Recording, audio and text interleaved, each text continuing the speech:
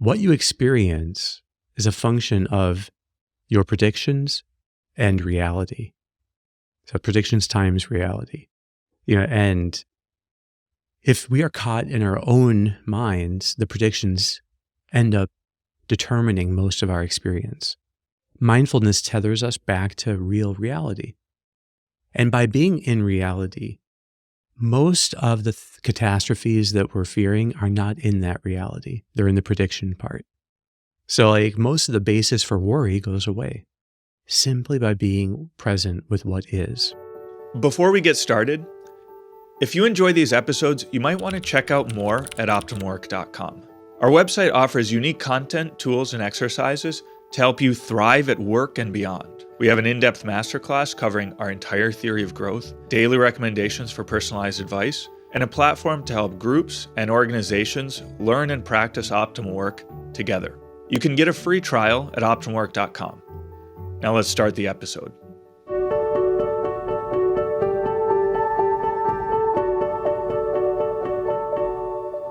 Hey, this is Sharif here with another episode of the Optimal Work podcast, joined by Dr. Kevin Majors. Kevin, great to be back here with you again.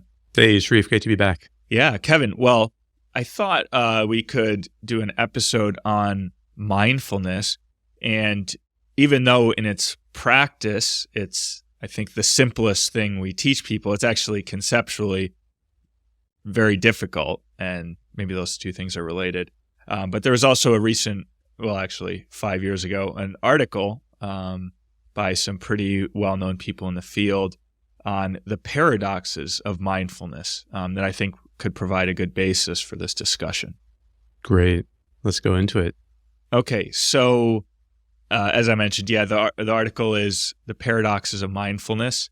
And actually one of the authors there is at Harvard. I don't know if you've had the chance to meet him or talk with him. I haven't met him, but no, Ron Siegel is quite famous in psychotherapy for his many, many works and publications on mindfulness and psychotherapy. Mm-hmm. And he's an assistant clinical professor at Harvard Med School too. So. Yep. And then the other authors are Shauna Shapiro and Kristen Neff. And then, so they present four paradoxes of mindfulness, which is interesting. And so the first one is, what is it? Acceptance versus change. So the idea that in mindfulness, and this is one thing we talk about a lot, is accepting difficult emotions, accepting reality, versus also I think people approach mindfulness with the idea of, hey, this is part of a program of personal growth and personal development. So are you accepting what is, or are you trying to change what is? So that's one of the paradoxes. And then that's a great point. Should we dive in on that one first? Yeah, let's just take them one by one. That sounds good. This is the number one problem people have in understanding how to use mindfulness. Because if you're going to do something, say 10 minutes a day, you need to have a sense of what's the benefit you want to get out of it. Why would I invest all this time if it's not going to somehow make me better, make me feel better, make me think better, make me work better, whatever you think? There has to be some goal that you have for how this is going to improve your life. Otherwise, you wouldn't do it. And so there could be this sense then that when people go to do mindfulness, they want something to happen then and there. Now, if you think of mindfulness as a form of patience, that in its capacity to simply be with the pain that may be present and be willing to suffer that pain. Patience is the willingness to suffer. So it seems like that's an incredibly essential part of mindfulness as an assistant for becoming patient. That it teaches us how to suffer pain without fighting it. So without somehow resisting it too much. They cite this idea that I like a lot, that resistance leads to persistence. And if you resist something, it could be like a thought you don't want to have, or a memory keeps coming back, or whatever it might be, some impulse. The more you effortfully start fighting it, trying to keep it from your mind, the more it persists. So patience is learning how to suffer these things without getting complicated by them. Like to let them be there is essentially to let them come and go.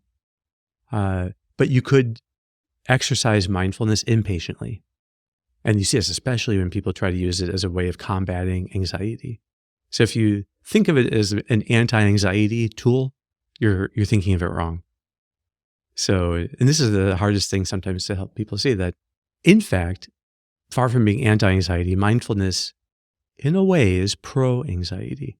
It's pro-feeling it. It's pro-feeling it as fully as you can whenever it shows up. That actually does the work of habituating it.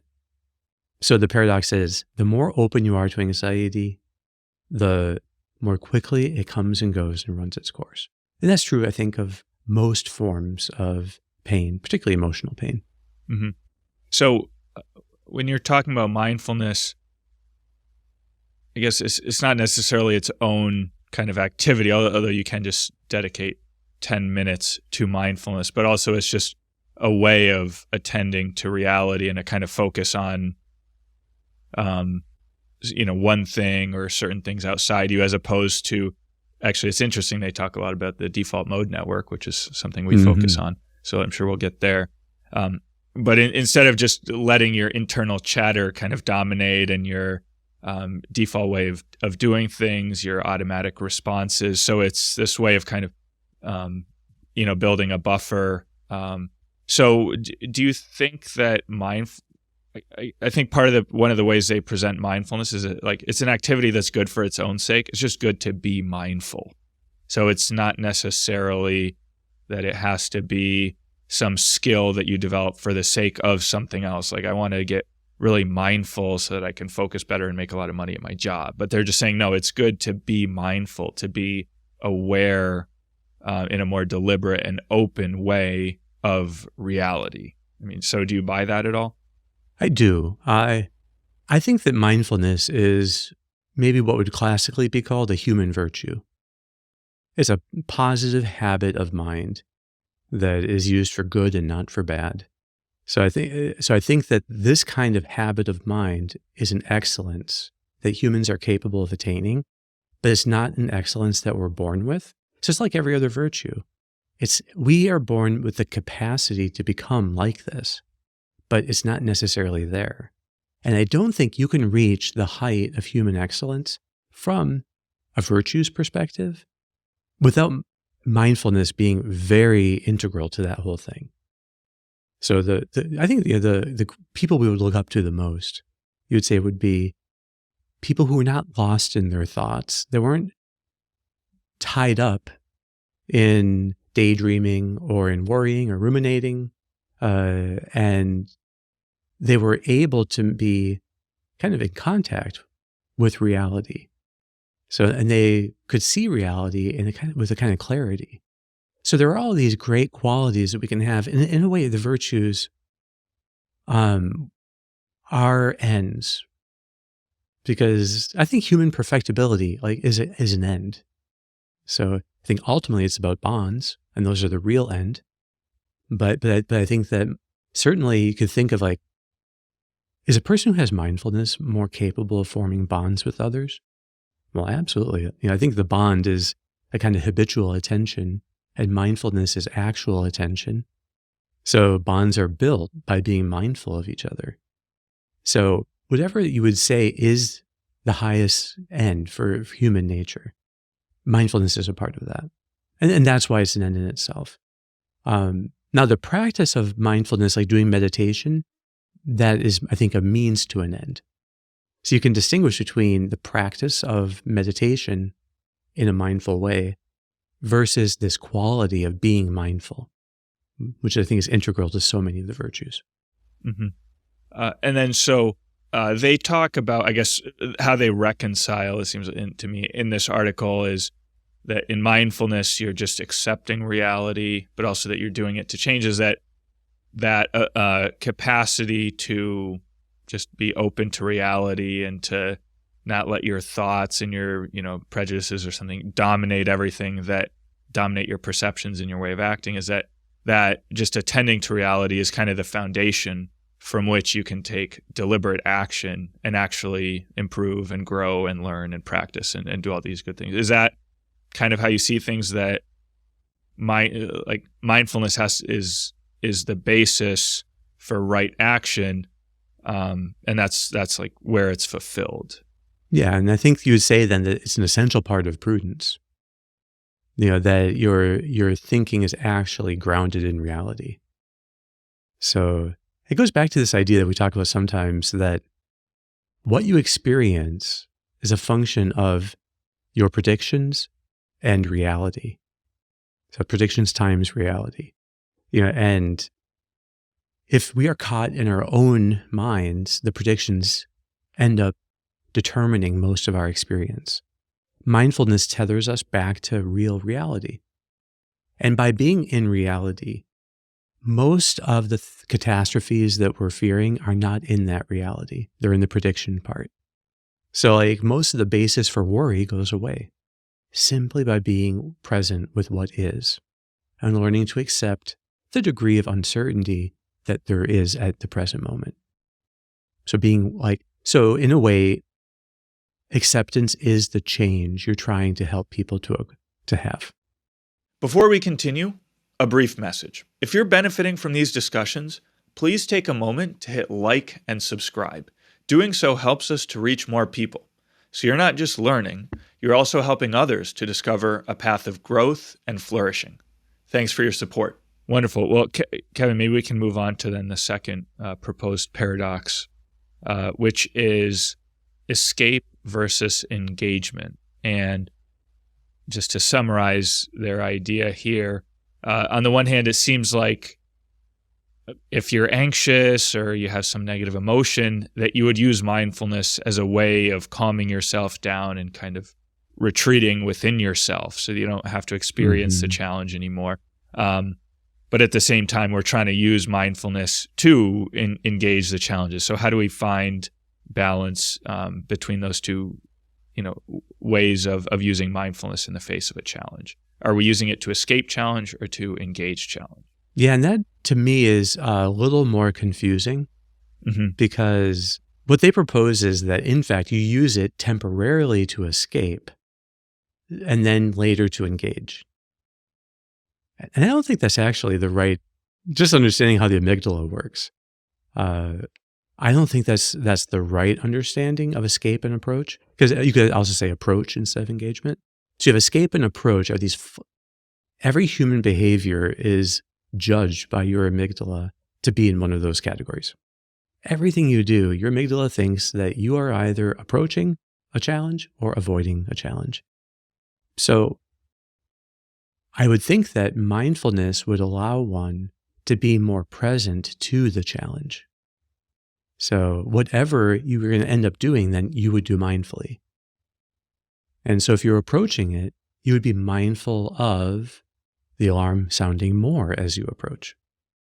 So, but I don't see how, unless it's good to escape it, I think you could, if it's some dangerous thing that you need to escape, I guess that could be done mindfully too. It's not the normal way we think of mindfulness as being used in emergencies where your life is at risk. But I would say that there you're talking about behaviors, and mindfulness, I think, can only be like an adverb at that point. You could escape mindfully or approach mindfully, but it doesn't tell you which one to do. And this is where you start to get to what I think are the limits of mindfulness. That mindfulness does not make a judgment regarding what you're experiencing. In fact, it is a habit of non-judgmentally tuning in, welcoming the being of all that is. So that's why I don't see it really relevant to escape and engagement. It is a form of engagement always. So I think mindfulness follows the reframe. So if you can see that, hey, this would be great training for my alarm because I know that I'm too afraid of heights and so I'm going to go onto this safe but high balcony. Bring it on. This will be my best training. Well, then mindfulness completes the bring it on by feeling it fully. So you have the intellectual part, that's the reframe. And then you have the attentional part, which is mindfulness. What if you limit the kind of arena of mindfulness to just be your internal world, so that maybe when you have difficult emotions, it's about mindfulness could be a way to escape those emotions in particular. So maybe it's not the external trigger of those emotions, but you're using mindfulness to, as they say, the purpose of mindfulness is to achieve equanimity. So Yeah. you're trying to kind of calm the storm internally. Yeah, I think what they're trying to do there is say it's like defining equanimity as first being impatient, then being patient. So equanimity is both impatience and patience. But I don't think that's right. I think patience and equanimity here are the same thing. So I don't think temporarily avoiding what you're experiencing is like the right way to balance escape and engagement as a dynamic or a process within mindfulness.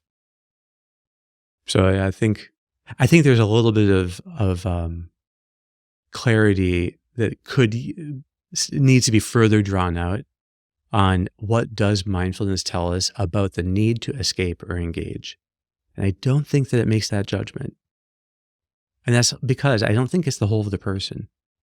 I don't think that you utilize the whole of your mind in mindfulness.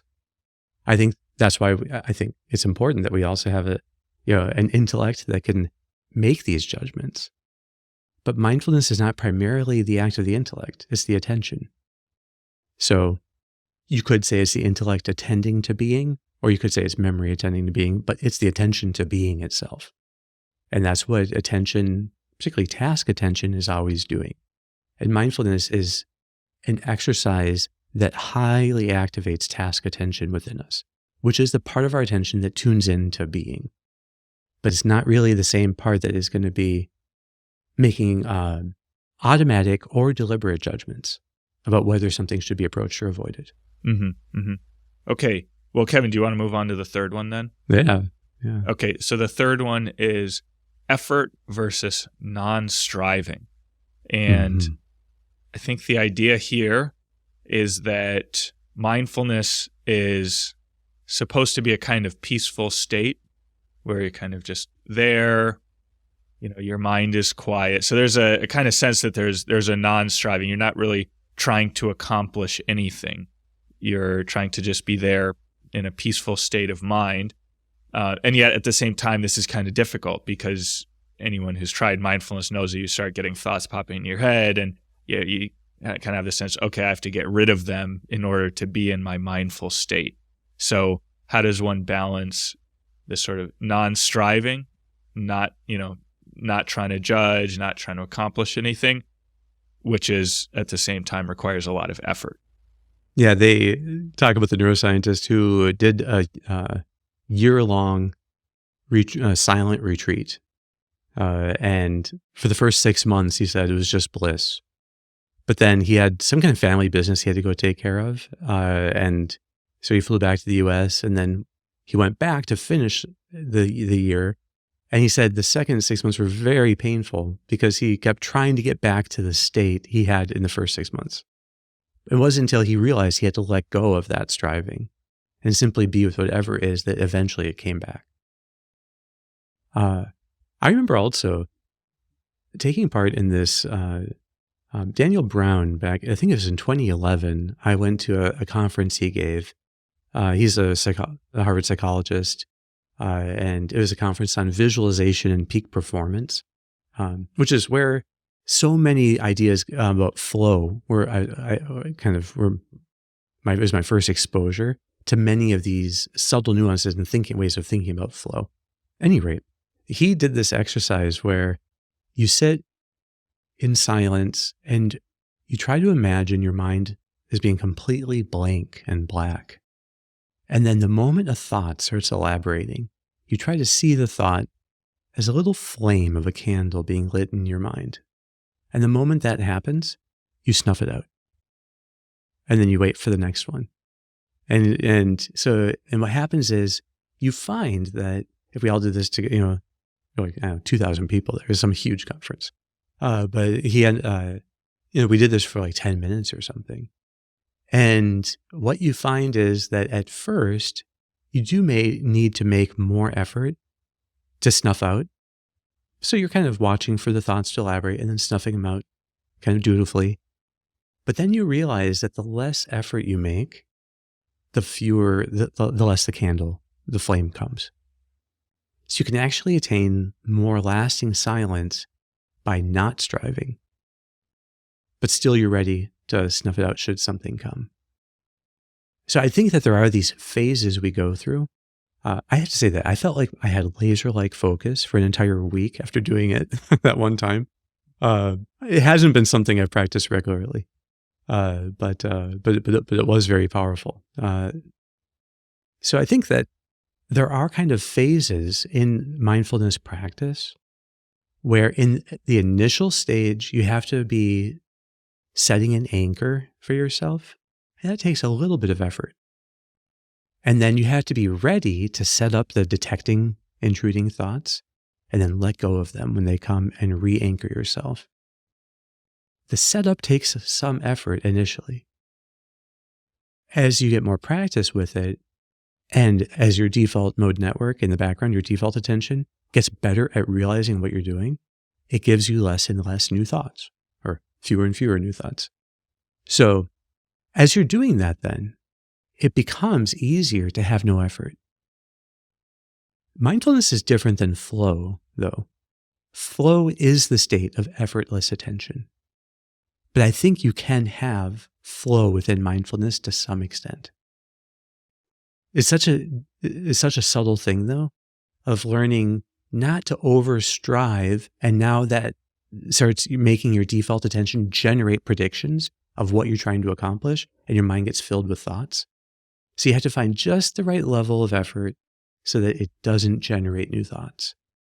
So, and at the beginning, it seems like a tiny little eye of a needle to get a thread through, but it gets bigger and bigger with practice so that you kind of learn how to get to that space where you're not striving, not over striving.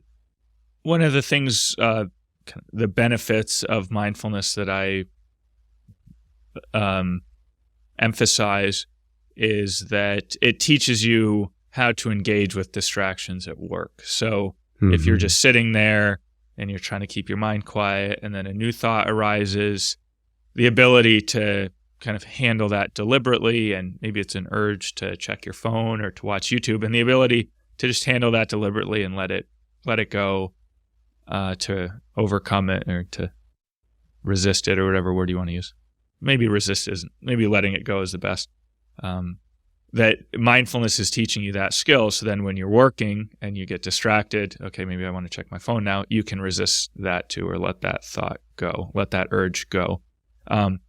But now we're introducing another idea in mindfulness, which is kind of a striving for a totally peaceful, no new thoughts state. So how does that relate to the previous practice I described, where actually you kind of want the new thoughts to come up so you can practice letting them go? Yeah, so the new thoughts are the practice. But the fruit of the practice is you get fewer and fewer new thoughts.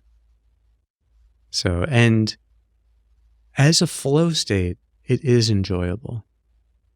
And it's more enjoyable depending on what is the anchor for your attention. So in some senses, the more rich the anchor of your attention is, then the more enjoyable that state is. Yeah, if it's your breath, that's kind of interesting, I suppose. But if it's your work, that's more interesting. And if it's another person, that's the most. Is that what you're talking? Yeah. What you mean? Yeah, and it can also be the movements of your own heart. So and it can be the sense of life within you. It can be sense of your active being. It can be the love in your heart.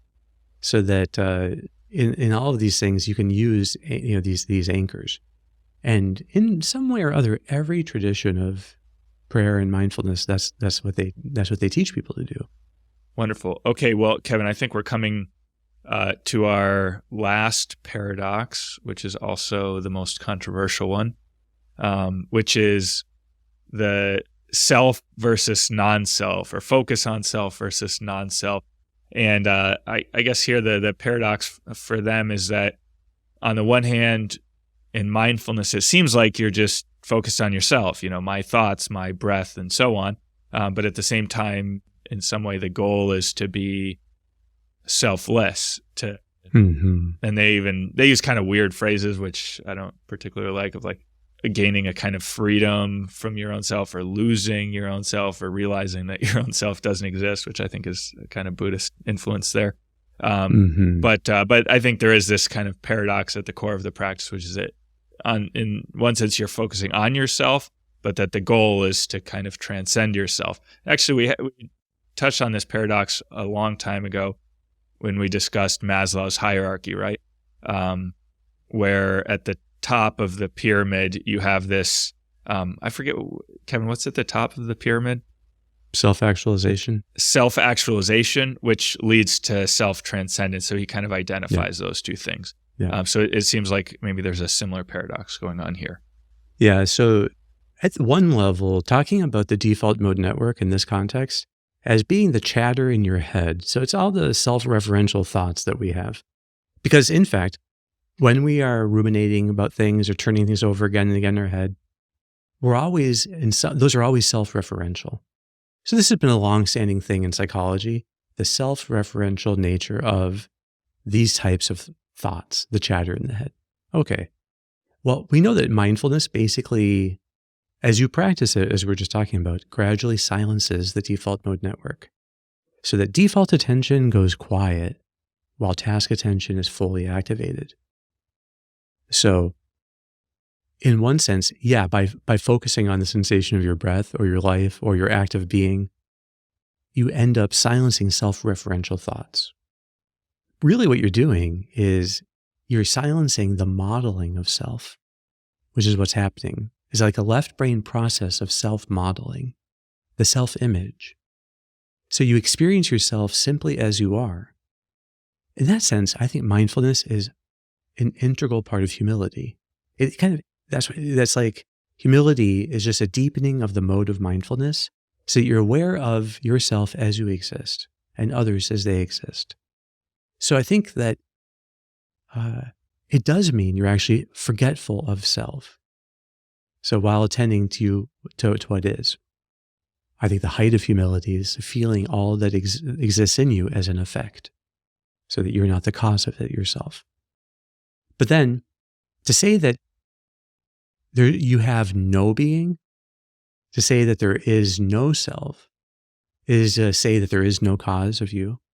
And it would actually vacate the object of mindfulness itself. And to say that really it's no being, or it's one unibeing.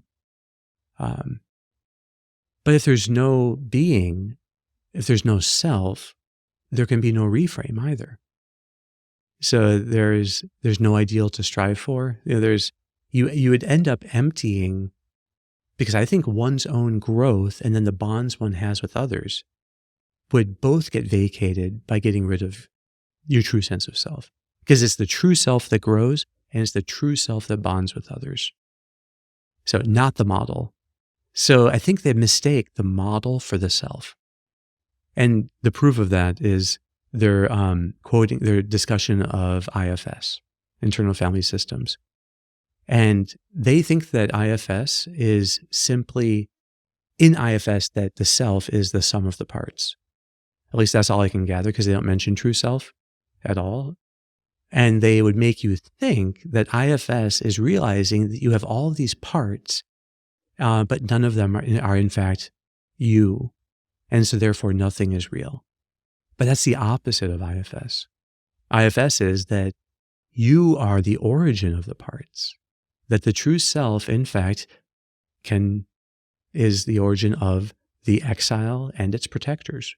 So the proactive ones and the reactive ones. So I think that in IFS, there is an understanding that the true self is where the growth takes place. The growth in courage and confidence and clarity. And it brings that to these parts to heal them and restore them into the unity of the self. Now, not to make this all about IFS, but it's just interesting that the true self that's why it's called self-therapy. Like, that's the book by Jay Earley that I think is the best one. Where would self-therapy be if there was no self? So I think that in that end, the whole thing kind of collapses. If there's no self, then there's no real subject for psychology to even operate on.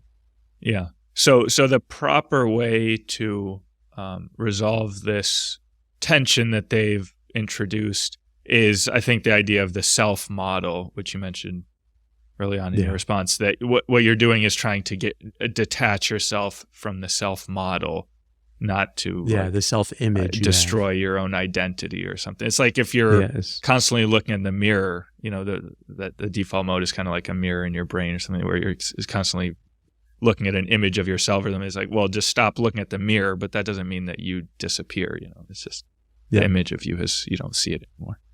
And the more central a person's self-image is, one fun fact that I've heard, that there's a study that showed this. I'm not sure how they did it, but they could tell how central your own self-image was to your experience of yourself by giving you a white piece of paper, totally blank, have you draw yourself as a figure on the paper and label it me. And the size of the figure and the size of me actually went with how fully occupied your field of view was by yourself. So I actually believe it, even though I have no idea how you'd really prove it. And that's the idea, is like what you're trying to do is shrink the self model, like the self image, which is a defense against shame. And so we develop this part of us as a defense against shame, and humility is shame acceptance. And so as you do that, in fact, it shrinks. So, and on that page, I guess, the more humble you were, the more your actual, the stick figure with me would actually get smaller and smaller and smaller. Fascinating. Well, Kevin, I think we've covered all the main points of this article, which is great. And we're basically out of time now. So I don't know if you want to leave us with a final thought. I briefly touched on this idea that there is mindfulness as the quality, the virtue. And then there's this practice you can do of, say, 10 minutes or so a day. And I have seen really great results, from people being able to do 10 minutes a day, even after just 1 week. And there are measurable changes on the stuff we're working on when I'm seeing them in therapy. I've come across a new way, and this might be another podcast topic, of microdosing mindfulness, which is you basically find an object. It could be a person. It could be a representation of a person. It could be anything that's deeply meaningful to you. And as you inhale, you lock your attention and try to take in everything about that. And you really hold your attention and just wait and wait as you're inhaling. And then you slowly exhale and keep your attention fully locked on that thing. It takes about 10 to 15 seconds. And you do that a few times a day. And the effect is people experience each day then being more and more mindful. They're spontaneously hit with the beauty of things around them and the people around them. And they have much greater sense of awe. So who knows what what's the minimum effective dose of mindfulness as an intervention? I don't know yet, but that's really interesting. So maybe we'll talk about that again. Fascinating. Yeah, let's do it. Great, Kevin. Thanks so much for joining me for this discussion. Yeah. Thank you, Sharif. All right. We'll be back next week. Thanks for tuning in to today's episode. If you enjoyed our conversation and you're looking for more in-depth guidance, check out OptimalWork.com, our unique platform that delivers content, tools, and exercises to help you thrive at work and beyond.